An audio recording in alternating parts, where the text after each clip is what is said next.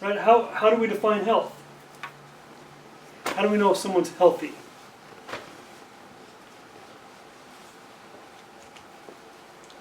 What's the normal thing? Absence of symptoms.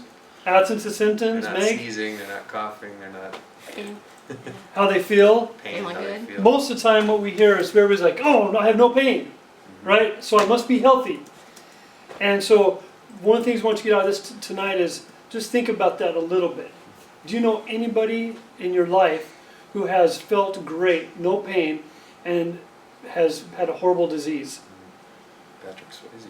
What's that? Not in my life, but Patrick Swayze. Okay, so a superstar, right? Patrick Swayze, felt good. What did he have? Pancreatic cancer. And how long do you live with pancreatic cancer? Very little time. Yeah, like Died. 6 months if you're lucky, Yeah. right? 3 months usually. So you feel great. Cancer. What other? Lots of other cancers, right? You can have and feel fine and be very ill.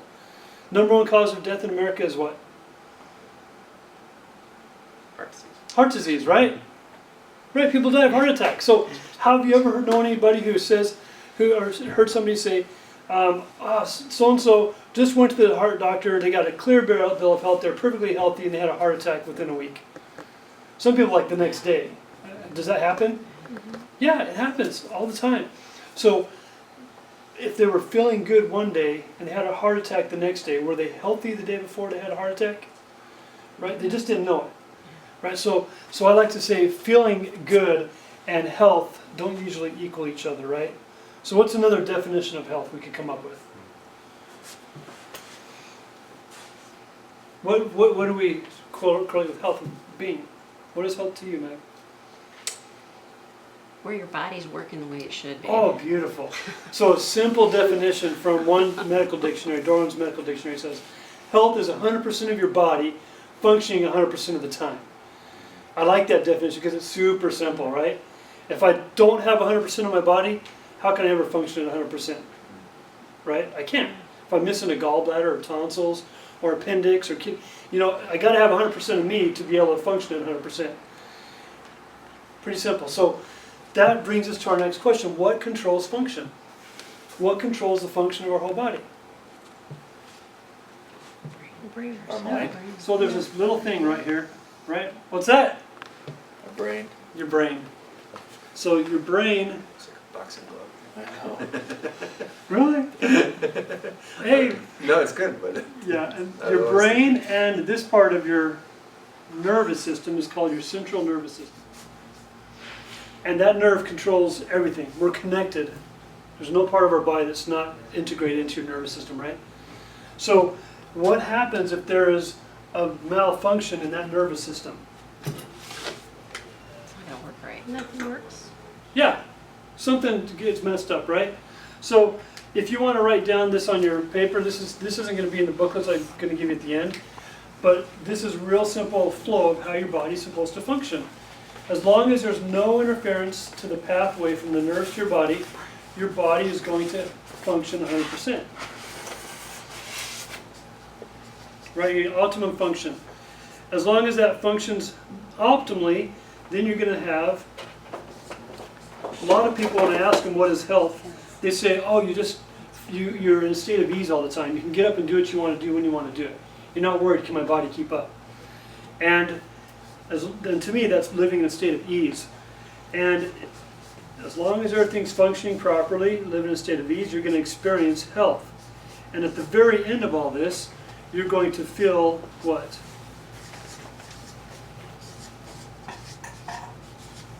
Right, you're going to feel good. You have to. That's the normal way the body is designed. So a nerve is kind of like wiring in your house. Right? So have you ever plugged in a bunch of stuff into a receptacle and all of a sudden you blow the circuit? Right? The wiring is still there, right? But what's gone? Power. The power, right? The energy. That's the same thing with the nervous system. Flowing through these nerves is an intelligence that runs your body. So if you have a little bit of disturbance in the way that nerve is working, what's going to happen to the function? Decrease. Has to decrease, right? So and we're going to say you're going to cause a malfunction. And let's say it just decreases function 10%. Are you going to notice it? probably not. Probably not. So check it out. If I have a friend whose son almost died because he had kidney failure. He didn't know about it until his kidneys were 80% gone. Right? He felt terrible for a couple days. So he had the flu. Finally, he's just like, okay, I don't know what else is going on. I feel really bad. Take me to the hospital. They tested him. Kidney failure. Like, feel bad, kidney failure. You don't feel organs dysfunctioning until they're 80% gone. That's kind of a bad deal, right? Because it's all internal stuff. So I like to show people this little pie here. If you take 1/10 of this pie, 10% and 90%. 10% of all these little nerves in your body tell your brain about this thing called pain. All right? So 1 out of 10 nerves lets you consciously be aware of pain. Okay? What's the other 90% of your nerves doing then? Lots of other things. Making stuff work. Yeah, right here. Function. It's carrying on critical functions in your body so that you can survive from one moment to the next. Right? So if you go to Vegas and you get to gamble, are you going to pick the odds 90% or 10%? Which one do you want in your favor? 90. Every time, right? You want to be able to focus on function. Same thing with the body. That's why chiropractors, healthcare practitioners generally focus on how is your body working. They're more interested in knowing what's going on under the surface rather than where's your pain. If you go to a doctor, a regular medical doctor, why do people go to them? They have pain. Because they hurt, right? Do you ever go to the doctor and say, hey doc, I'm just in here because I want to learn how to optimize my human performance. Nothing's bothering me at all. I just want to really know how to optimize my human performance by coming into you today. What are they going to say?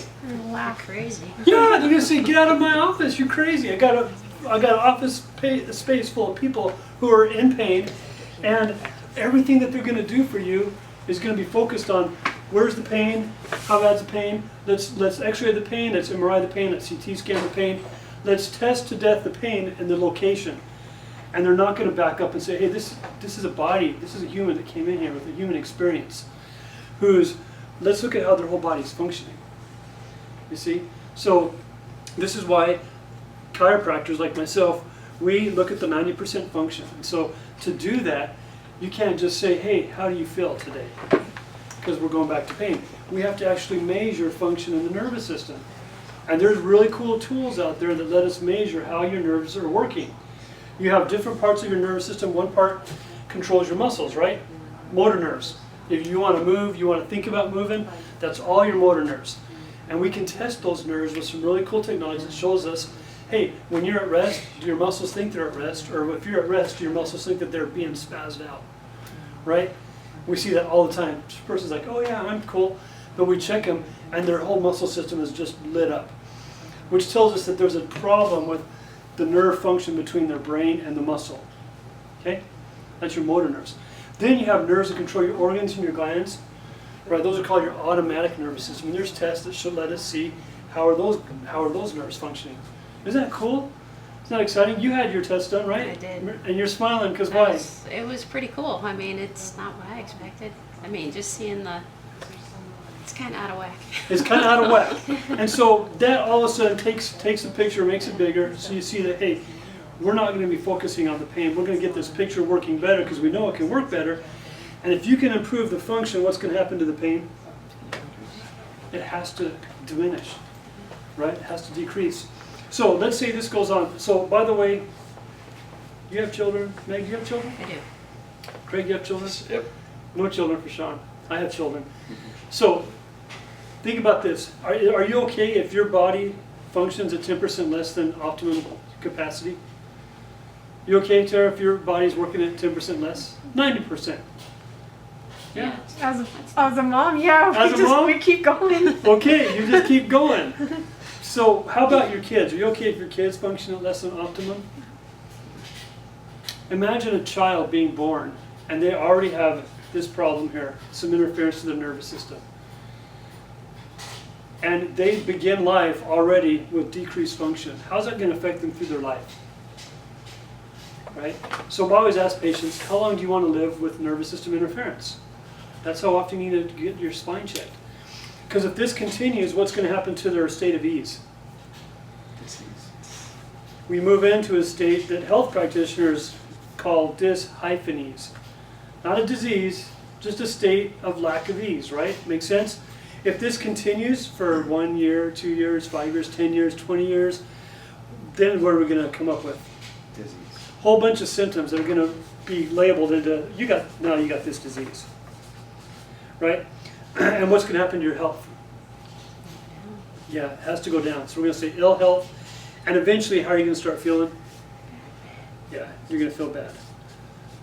Does this make sense? I mean, this is normal physiology, right? And this really is the basis behind why we do what we do. Now, let's say Obamacare is great, right? We all get free drugs for the rest of our lives, right? Whatever drugs you want, you can have free. Okay, and so you have all the capacity so you don't feel any more pain. You feel great.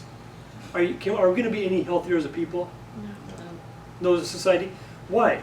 Because there's still a malfunction. Because we haven't addressed the cause, right? We just keep covering up symptoms with Band-Aids, right? So does it make sense to come back and make sure, above everything else, that the system that controls your body, the system we live through, your nervous system, that it's working right and it has a fighting chance? So that's what makes sense to me. I believe everybody deserves a chance to find out, hey, is my nervous system working?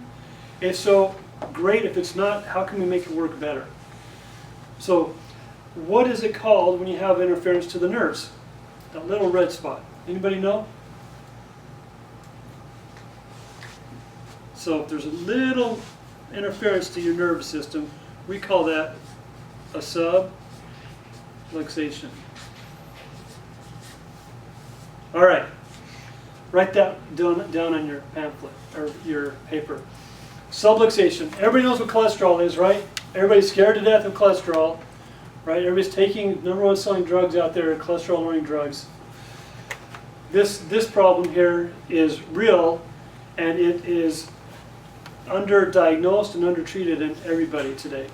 Subluxation simply means there is an interference to your nervous system ability to perceive itself in its environment and to adapt to its environment.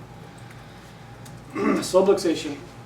So, chiropractors are trained to find subluxations interfering with your nervous system, remove it, and let your body do what? Heal, right? Where does the healing power of your body come from? Does it come from a doctor? From the body.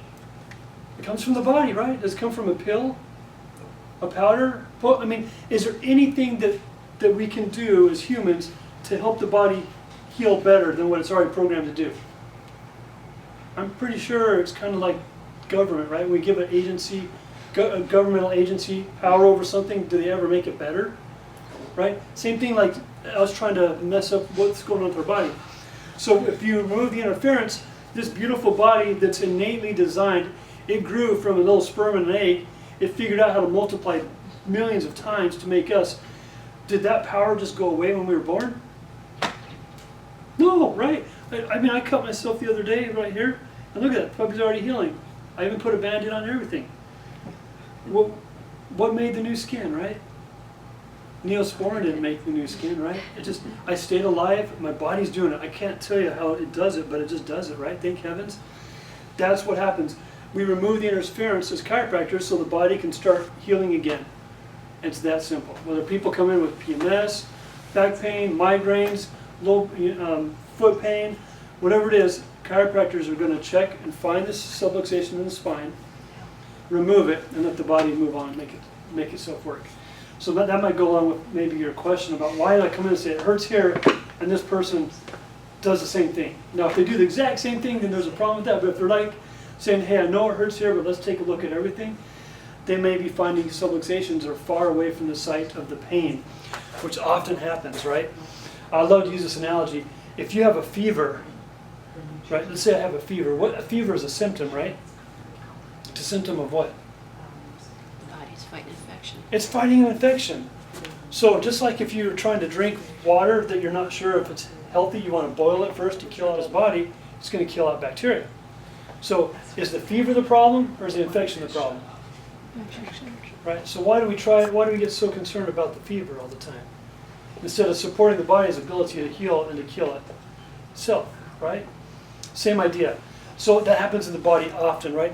I might have a fever up here, be hot and sweaty, but I might have a big toe infection, right? The symptom shows up far away from where the problem is. Same thing happens with pain all the time. A lot of times the pain shows up opposite of where the problem really happens to be. So this is kind of the normal pattern of things. Does that all make sense?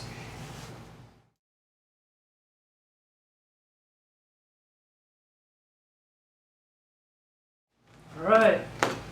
So what am I holding? Saxophone. Yeah, saxophone. It does look like that. That would be cool to have a spine saxophone. Hey, There's a business. there's an idea. So check out that beautiful spine. Where is the biggest part of the spine? The base. The base, right? It's kind of built like a tree. Large at the bottom, gets smaller at the top. Okay, what are all these little white things here? Vertebrae. Those are your vertebrae, right? And the space between the vertebrae that's yellow, Discs. those are your discs, right? The discs grow into and are part of the vertebrae. They don't slip out of place like you could do with my model, right? They're part of it. And these little yellow things here,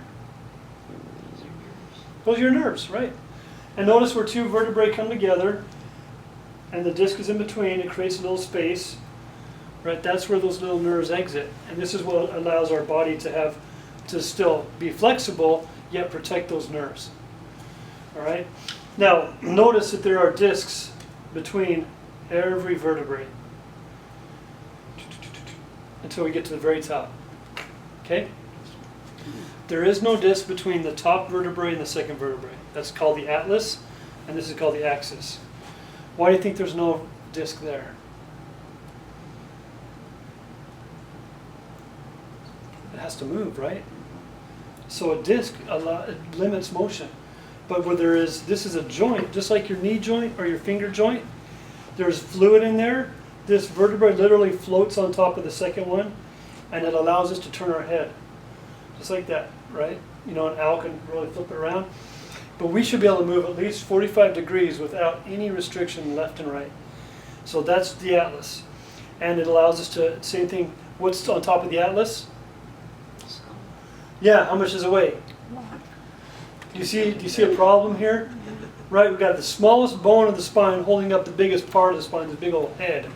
10 to 14 pound noggin. Right, so where there is a lot of mobility, a lot of motion, there's less stability. Okay? And where there's the least amount of mobility, there's a lot more stability. So we have the least stable spot holding up the largest part of the spine, that head. So check it out. Does anybody know anybody who's been paraplegic or quadriplegic? Yeah? Right? How about Christopher Reeve, Superman, right? Where is the worst place to break this spine, to cause damage to it? Up at the top. Why is that? All the nerves go below it. Right? All the signals from your brain telling your body what to do come right down. This is the superhighway. So where do you think is the worst place to have a subluxation? Makes sense? It's at the top. In my opinion, it's at the top, and it just makes logical sense. Because if you have a subluxation here, you have the ability now to affect the whole body. And so this is why, in my practice, we always make sure, number one, your head's on straight, that there is no interference between the brain communicating with the rest of the body as it enters through that spinal cord. Is that cool? So that's kind of the anatomy of the spine. Any questions about the anatomy? No? All right, so this atlas, we're going to talk about how to keep your head on straight. So a couple things that's going to happen. The atlas moves right and left and extends back and forward like that. So anytime, once we adjust your neck, you extend your neck too far in any one of those directions, you have the potential to make this come out of alignment. Again, like it was before we worked on you. Right? So we want to be careful with how we use our spine. So turning your head too far right for too long, too far left for too long, can cause this to come out of balance again. Make sense? And extending your head back and holding it like this for too long, or flexing forward like that for too long can cause a problem. So what are some things in your activities of your life that you might do that would put you into those positions? Just think about that for a little bit, because some people we have to modify what we do, and this is a clinical game killer for me. When people figure this out, I see them less often. Right? Not good for the kids' college fund, but it's great for my patients because they get better quicker and stay there longer. So what are they? What makes you turn your head too far right or left? I was thinking just sleeping. Sleeping. I sleep on my stomach and I'm always like this. You do? I do. Dang it! And then I've been thinking about lately, I gotta start sleeping this way. You're gonna switch sides. So, We're gonna go over sleeping tonight. yeah. So, yes, sleeping, because it violates. So my goal is to teach you the principles so you can apply them in your life. So you got it. Boom. That's the principle. Anytime your head gets further over. What else? Getting in and out of the car. Getting in and out of the car. Okay. What happens there? My head usually goes first. Your and my head. legs. Your head Yeah, goes your first, lip. then your legs. Yeah. So some people come in here with some problems with their pelvic balance because we sit so much, right? Guess how many years of our life we spend sitting? Like 32 years of our life is spent in a sitting position. All right? The body is designed to move, right?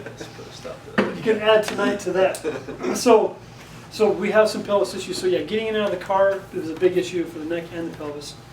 Good. So what else? What about the car? What else about the car can be a problem with your neck? Looking back. Yeah. Blind spots. Blind spot checking, turning around, or kids in the back seat. Right, you're driving, you're trying to look at them and smack them around or something. You know, that's a problem. So you got to be careful with turning your head too far right or left in the car. So in the car, you can, when you're sitting in it, you can lean forward and look at your side view mirrors and get rid of some blind spot. And if you still have to turn, you want to try to move your whole torso, right, and then look. Make sense? Okay, what other things do you get into problems with turning your head too far right or left?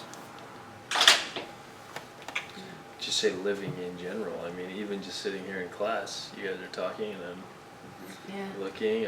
I mean, I have a real bad habit of I crack, Cracking your neck. right? So I even My sister just does. hearing you talk right now, I caught myself put my head down so I could get a little crack 'cause it's bothering me right now. Uh-huh. Like I do that 50,000 times a day probably, which probably is one of the things I need to stop. But anyway, So yeah, we should bring up cracking your spine later here. that's one of my questions. Oh, that I wanted is? I wanted to understand what is happening when I am cracking my neck. You know, you feel Right. the knee, you go pop, and And it feels good for a little bit. my wife, her dad was in town this weekend, and they always have this thing. He's not licensed to do any of this, but she always says, "Hey, can you crack my neck?" And he goes up to her and he's like, "Crack, crack, crack, crack, crack." And she's like, I'm like, that can't be good for you. Like, how does he know what the heck he's doing? You're gonna be paralyzed in no time, and they do it all the time. Oh my! It's like a gosh. family thing. It's like, Yeah. let's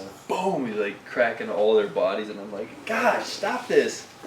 Anyways, the whole cracking thing, I'd love to learn a little bit more about. Like, Okay. what is that doing to So us? cracking. So one of the things that happens is, let's say you've got 3 bones right in a row, right? We'll just take these 3 vertebrae. I hope he doesn't watch that online. No. Like, that's my son-in-law. That's so good. All the names will be changed. Yeah. So People can't show me in here. when you have three vertebrae next to each other, right? You turn your head. Everything is going to move. Everything should move, right? So after 45 degrees, the rest of your neck vertebrae engaged so to allow you to continue moving, left and right.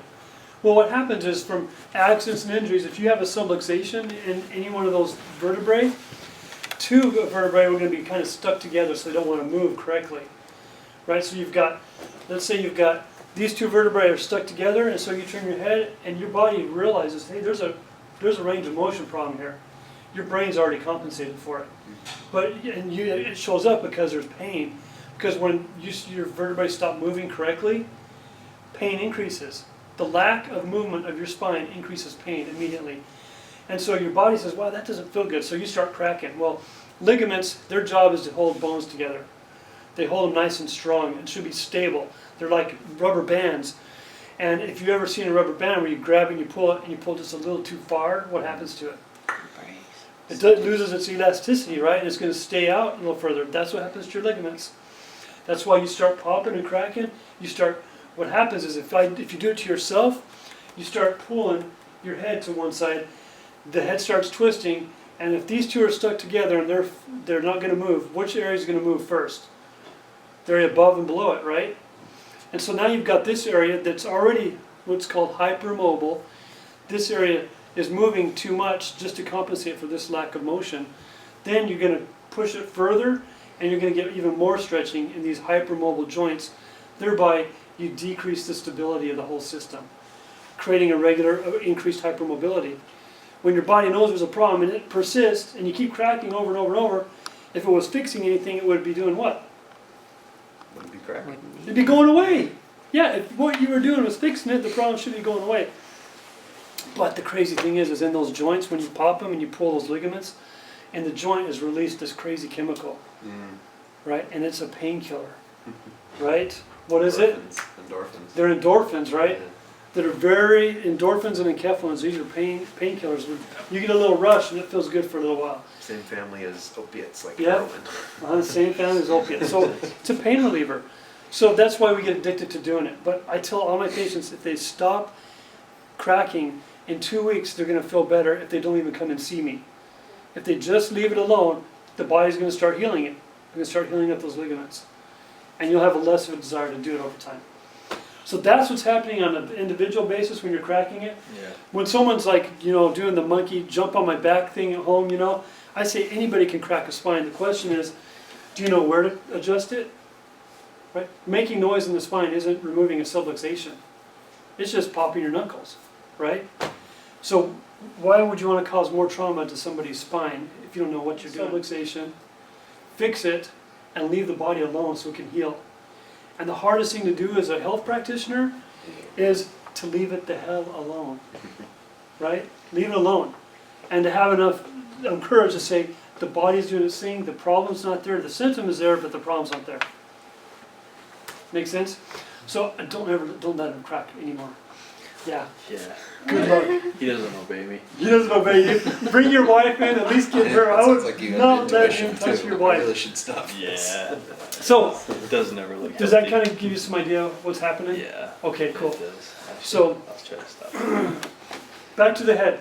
Turning our head too far right or left. How about a cell phone, Oh. right? You get caught on these cell phones, right? They're so small now, right? Yeah. We had the bigger ones, it was better. Because they're not going as far over. But now they're so small, you get in this position, right? And sometimes we're on the phone like this, and someone's talking to us. So those are all things to look out for. Okay, what puts you in this position where your head's up and back and held like this for a while? Sleep? Sleep can, yeah. People can do that when they get rid of the pillow. Yeah. Boom, you're back. What else? What do you look up at? Looking at the Bad. stars. People who are painting, doing stuff above their head. Okay. All right. Now the idea is you don't want your head back too far for too long. Now what happens when you're picking stuff up off the ground, right? And this is the way you want to do it, right? Everybody knows how they should pick things up with their back, but with your head, you want to keep your chin tucked, grab the thing, and come up. Most people go like this, right? They grab it like this. See my head position? I got all this force going through my head. If I stand up straight, this is where my head's at. See that? Boom. So you want to keep the chin tucked. So you do what's called chin tuck. You slowly tuck your chin down, keep it here, and then you're going to, boom, do your lifting. Think of somebody who's weightlifting, right? They're doing a squat, and if they're really tired and fatigued, what's it going to look like? They're going to look like this. Right? Push it up. That's the wrong deal. They're going to put all that force through their neck. You want to keep the head straight. You're going to look in the mirrors, right? And you're going to boom, do a squat like that. That's the idea. Make sense? So what puts us in this position? Depression. Depression. Yeah, what brings our head forward like that? The phone. Phone. The phone or reading, Yes. right? What does 6 bags of potatoes, 4 watermelons, and an 8-year-old boy have in common? They don't do much. They don't do much. Oh, I'm sorry. that's the first time I heard that one. They all weigh about the same, Oh, 60 okay. pounds. Sorry. 60 pounds, right? That's how much force is going through your spine when your head is in this position.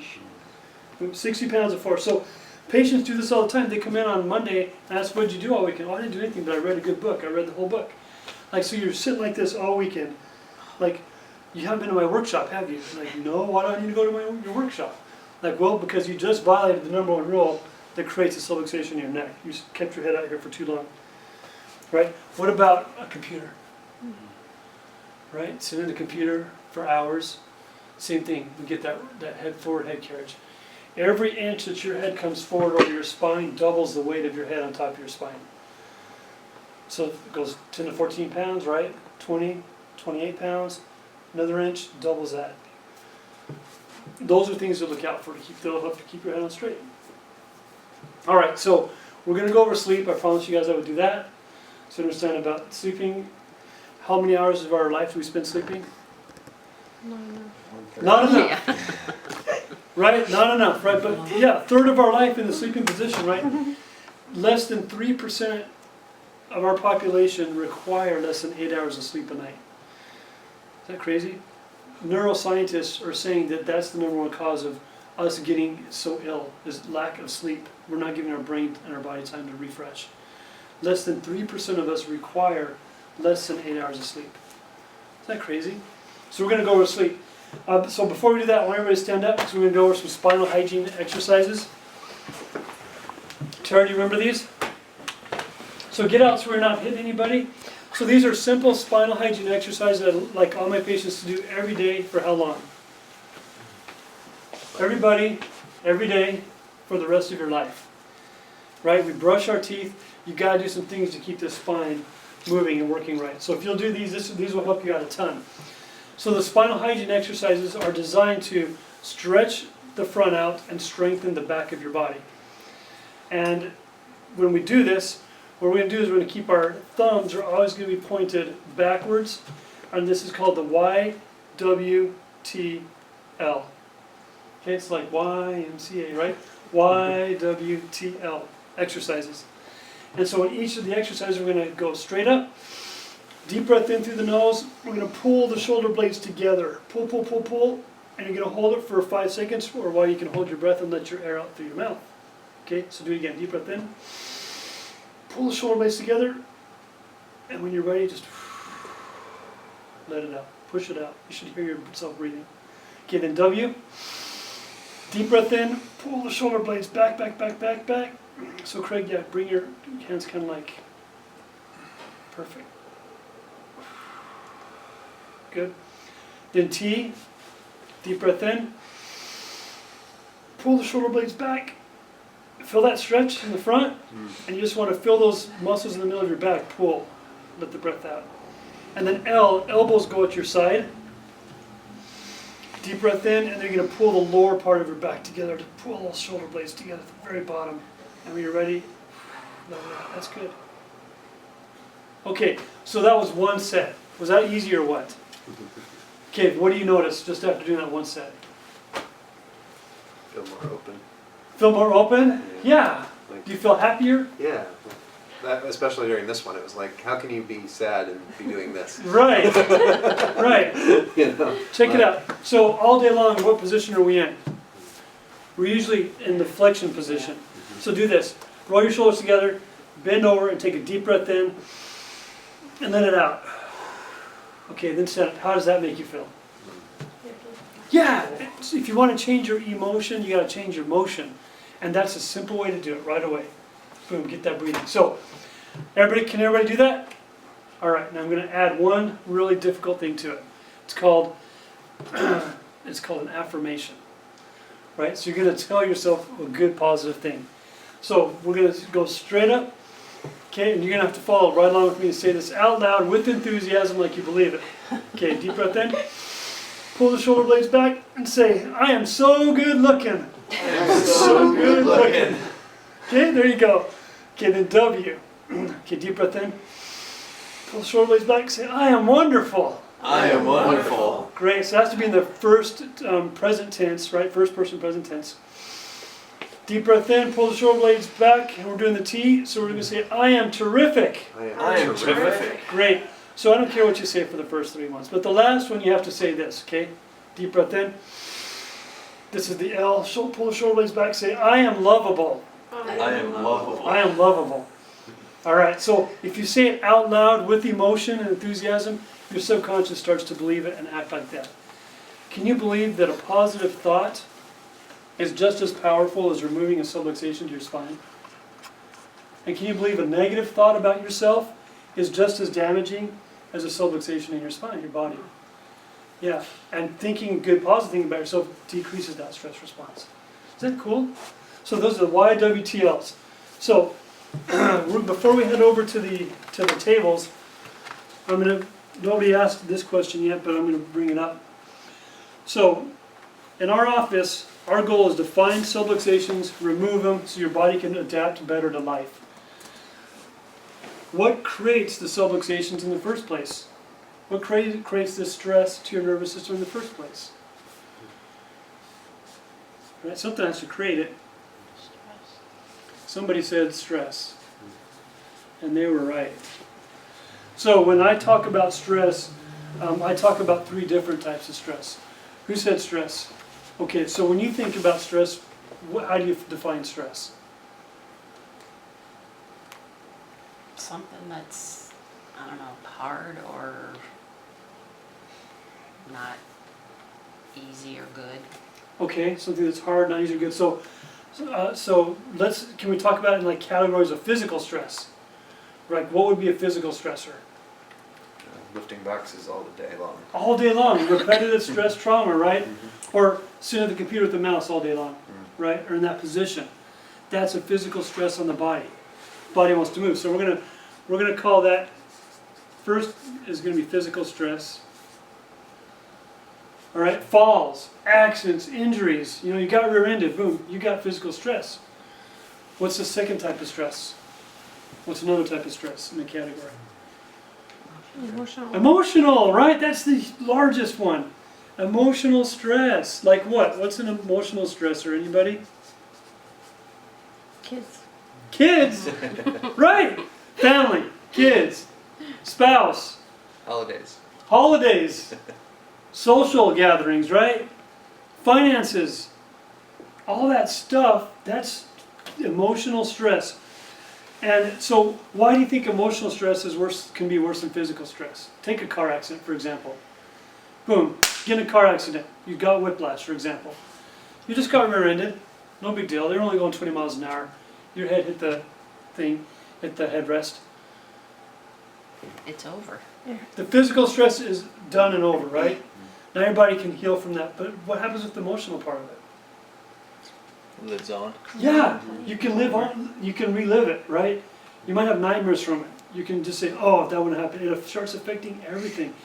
80% of the reason why we create subluxations in our body, I believe, is from emotional stress and not knowing how to diffuse it. So if we can figure out ways tonight, I'm not the kind of person who's going to go over all your emotional stressors, but this is to help you be aware of what you got to get a hold of in your life. What's the last stressor? I'll give it to you. It's chemical. Crappy food. Yeah. Chemical stress. So it could be horrible food, horrible diet, right? It could also be not getting enough of the right stuff in your body, right? Simply a lack of water is a stressor on my system. It needs water, right? If I have a lack of it, I just stressed it out. I'm going to create a subluxation as my body tries to respond to that stress. So we got to have the right chemical. So in my practice, we like to focus on what we call eat well, move well, think well. Because those are the 3 ways that we're going to combat these stresses outside of my office. You learn how to eat well, move well, and think well in a way that's congruent for your genetic makeup as a human being. It's part of the human family, right? There's ways that you should do that. So those are the stressors that create the subluxation. All right, so we've gone through a lot tonight. Before we go over to the table to go over sleeping, any other questions that have come up? Ideas, comments? Political statements? No? Okay, good. All right. Come on, here, Don't get Meg started. No? Don't get Meg started? Okay, we don't do that. No. All right, so has this been helpful so far? Okay, cool. So let's come over to the Atlas tables, and we're gonna move this down.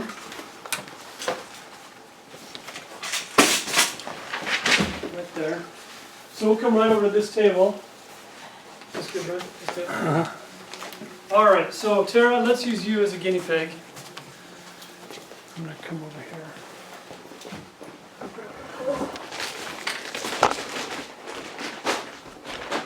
Okay. You want to be? Do you mind being a guinea pig? Sure. Just because I've known Tara for so long, I don't know the rest of you that well. No. Okay, hold on your back. So, this pillow is designed with a curve to keep your neck curved, and when you lie on your side, it's designed to take up the space between the shoulders. So, I'm not into selling pillows. I want you guys to see the goal. Everybody have a favorite pillow at home? Yeah? No? Did you say no? You do, right? What happens if someone takes your favorite pillow? I really don't. You don't? I don't like any of my pillows. You don't like any of them. That's a bad night's sleep right there. It's good to have your favorite pillow. My kids love it when I leave town because they can go sleep in my bed and they like to drool on my pillow. And tell me about it later, you know. So, get your favorite pillow. The goal is it's got to support your head and your neck. Now, when you're lying on your pillow, you want your head to be in this neutral position. So, when you look at Tara, what do you notice? She looks like a soldier. Does her see how her head's a little further forward? Yeah. Right, it's a little too high. The pillow's too big for her. Can you see that? Yeah. So I just wanted you to be able to see that. So right, if you have a thick pillow that you're sleeping on at home, what does it do? Brings up your head. So I'm exaggerating it. So you can see it violates the rule. It puts your head too far forward for too long. Right, and if you're a no pillow sleeper, right, what happens? You get too far an extension. Yeah, your head's too far back. It's like you were talking about earlier. And in either case, whether your head's too far forward or too far back, it straightens your curve of your spine. So you got to have pillow underneath the neck to help give you some anterior movement of the neck and support the head. So this one's too big for you. It shouldn't feel comfortable, does it? No, it shouldn't. This is an average. These pillows come in different sizes. So everybody has different shoulders, right? Different widths between the head and their back. So number one goal is to sleep on your back if you can handle it, and keep your head in the right position. If you can stay like that all night, you're good to go. Now, just lift your head up for a little bit more. I'm going to push this on further. When you fall asleep, your head's going to what? Go to one side or the other, right? Yeah. So you want to be able to limit how far your head can go. So you bring that pillow up so it kind of cups your head. You don't want your head going all over to the side. So this pillow does that for you. About people who like to sleep on their bellies, would you tell them just to try to correct that? Yeah, we're Stop getting to doing that belly. Okay. So get off your stomach. Okay. So, Do you recommend this for most of your patients here? This pillow? so I recommend this for patients who can't seem to get their pillow at home working for them, and every time they say they wake up in the morning and their neck feels like it's back to where it was before. So it's kind of like my idiot-proof pillow. They come in different sizes. I just measure you. I know if you can adapt to sleep on this, I know that your head's going to be on straight. Yeah, great question. So go ahead and go to your side on this, Tara. So on this pillow, you're going to go to your side because it needs to take up more space between your shoulder and your head. Then you're going to go to the side of the pillow, right? Like that. So here, when you look at it from the back, again, you want to see there should just be a really gentle slope here to the spine and the head. The thicker the pillow, what happens, right? Pushes the head up. Right, and then if you go no pillow or a really small pillow, right? Boom. I just want everybody to see that so you can check your pillows out. Right. Again, for her, this is too big, especially if she has a softer bed because her shoulder's going to sink in farther. It's going to make this get worse. Make sense? And when you're on your side, you want to make sure that your bottom shoulder is forward to your body. You don't want it backwards. And when you're on your side, what do we usually do with our pelvis and our feet? Where are they usually at? You sleep like that. So here's the yeah. So here's the top of here's the side of the pelvis, right? Your hip. Here's your knees. Everybody see this angle right here? So if a lot of people have low back problems because when they're sleeping or they're on their side, usually their leg is where? Yeah. It's usually like this. I mean, some people sleep with it off the side of the bed, right? And so you feel that pulling in your back? Well, all night long, this is going to pull in the back, in the hip. It's going to stretch out those ligaments. right? And so that's gonna make it unstable. So Tara likes to keep her leg there, that's good because that keeps this more balanced, and it'd be better if she kept the pillow between the knees. The goal, I sleep on my back with a pillow underneath my feet for some reason. Weird habit. Does that do anything weird to my no, alignment at that's all? fine, yeah, that'd be Yeah. cool. Just was curious. Yeah, and again, if you have people have low back problems, they might sleep on their back with a pillow between their knees, Yeah. underneath their knees, and that's okay too. So the goal is gonna be to keep that pillow, big enough pillow to keep this level. If you sleep on anybody sleeps on their side with the leg out here, then you need a larger pillow, right, to hold this level. Make sense? The more you can keep this from torquing at night, the better you're gonna be doing when you wake up in the morning. Just that one key keeps people from coming to my office as frequently as they used to. So that's lying on your side. The other thing is people ask me, what about being like in a fetal position on your side? Right, so again, you want to, same thing with our exercises, our YWTLs, you really want to focus on getting into extension as much as you can. As you fall asleep, just try to get out of the fetal position and extend open so you can open up those lungs and really get good breathing going on. Okay, any questions about the side? Makes sense? Now, what about your stomach? Jake, come on Stay up, off Sarah. of it. Try that. Stay off of it, yeah, unless you have a bed, right? Yeah, Unless you're sleeping on your chiropractic table, yeah that's then you can true. do it. Because, all night long, 8 hours, I mean, if you hold your head like that for just a couple minutes, it's gonna hurt. to What if you come just out. slept nose down in the pillow the whole time? Well- I can't breathe. So, some people I do tell them You no. wouldn't be doing It wouldn't last long. Sorry, you would flip over. So some people have a hard time, so I tell them to put a big pillow right here so that their head isn't turned as far, and because that would give them a little more space. But really, you want to try to get off your stomach. All right, perfect. So that's sleeping. The other rules with sleeping, right, are, always love doing this one, right? When you're lying in bed, reading a great book, That's my pose. this is it, and all of a sudden what happens? Clunk. You're like that. And you wake up, who knows, 5, 10 minutes, an hour, 2 hours later, and what's your neck feel like? Boom, all tight. Or you're watching a great movie, right? All of a sudden, clunk, you're out. So try not to do those things in bed, right? Train yourself so when you go to bed, your body knows I'm going to go to sleep. That way you get your sleep, because your body heals when it's asleep. One of the most common things that happens when we adjust somebody in our office for the first time is their body wants to sleep, so it can start healing again. That's normal. So it's been great with you guys tonight. We've gone over a lot of stuff. Has it been helpful? Sean, did you learn anything new I tonight? did, yes, thank you. Chiropractic student learned something new tonight. What'd you learn? I'm gonna have to get off my stomach. Okay. That's one thing. That's awesome, man. How about for you, Craig? I just was reminded that there's a lot of little things that I need to start to be more aware of. That Okay. can probably help me out. All right, cool.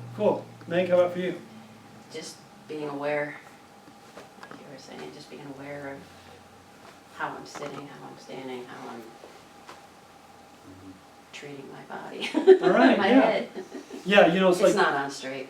I don't think it ever has been. I have the x-rays to prove that it's not. Yeah, I already looked at your x-rays. So, and how about for you, Tara? Did you learn anything new tonight? Nothing new? Okay, dang it.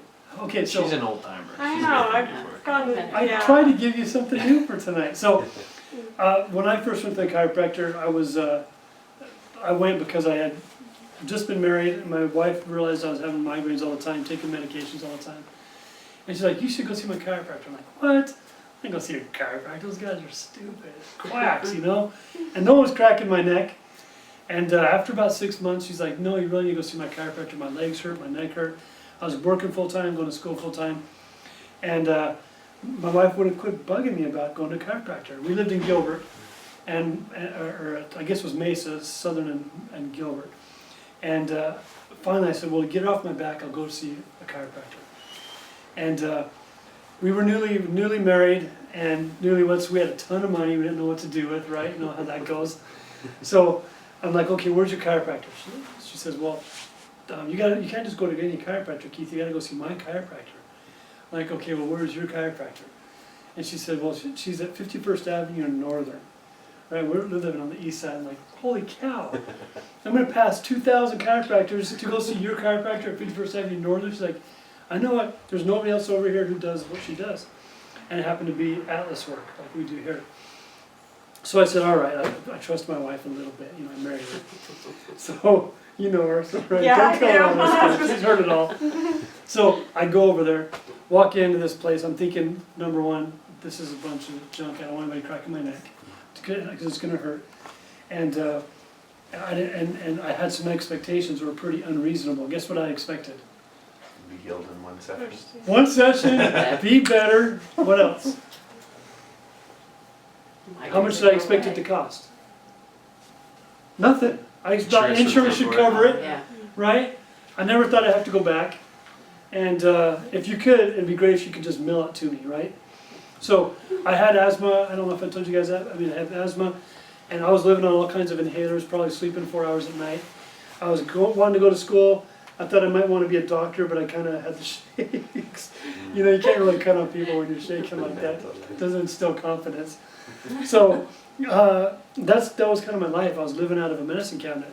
My mom worked for a urgent care facility, and anytime I had a problem, we went to the urgent care, and the doctors checked us out, gave us a sample, said, here you go, take these. So I'll take an inhaler for prevention of asthma. When I had asthma attack, I took an inhaler, took a pill to prevent asthma attacks. I mean, it was all kinds of stuff, and that's just how I grew up. I went to this doctor, Dr. Lord, she's still practicing today, and I walked into her office, and she's just this little tiny woman, petite, vegetarian, maybe weighs 100 pounds, if she's soaking wet. And I thought, okay, I'm safe, she can't crack my head and kill me, you know. So she starts looking at me, checking me, and saying, hey, okay. I told her all my problems. She starts looking at me and says, okay, we're going to take some x-rays. And she found out my neck, instead of going the right direction, was going backwards. And I went back a couple days later, and she started pushing on my neck, very, very lightly.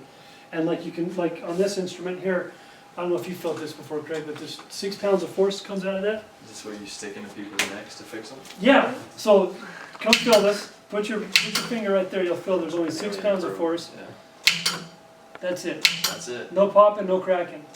So we've replaced force with precision and accuracy. The more accurate you can be on where the force goes, the less force you have to use. Meg, did you feel this yet? You did feel it? yeah. Oh, good, okay. Yeah. So That's amazing. she used a little bit more force than that because she used her hand instead of an instrument, and she adjusted my atlas. I didn't feel anything the first day. I thought, what in the world is this? Crack my neck or something? Because I didn't think that worked.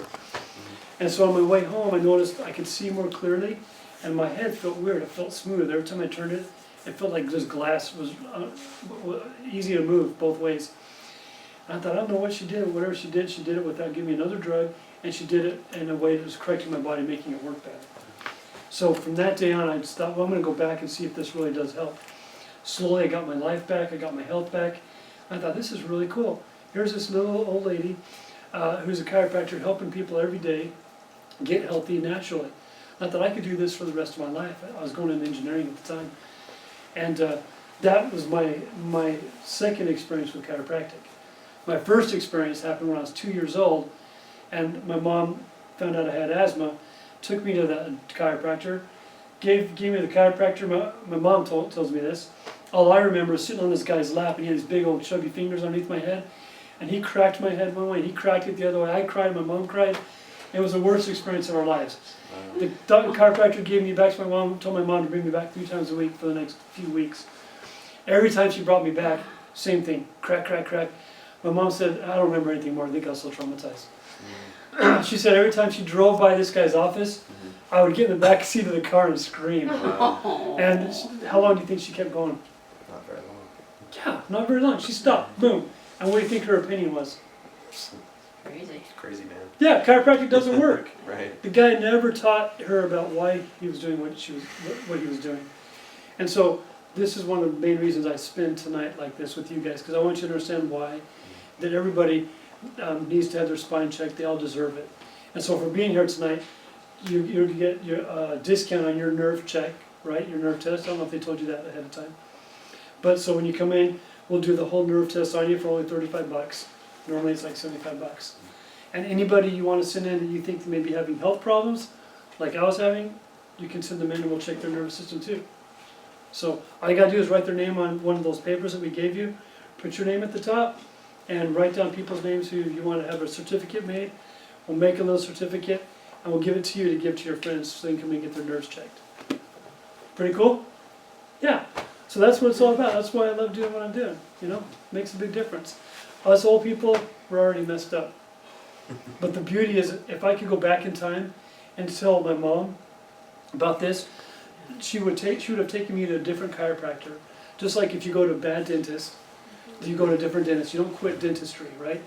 You find another chiropractor, and they could have taken care of me at that age, and I could have had a different life. I know it. And same thing, our kids, they're growing up with 10%, 20% decreased function. If we can get a hold of them before their windows of growth have closed, we can help them live an optimum performing life, better than what we have. So that's really what this is all about.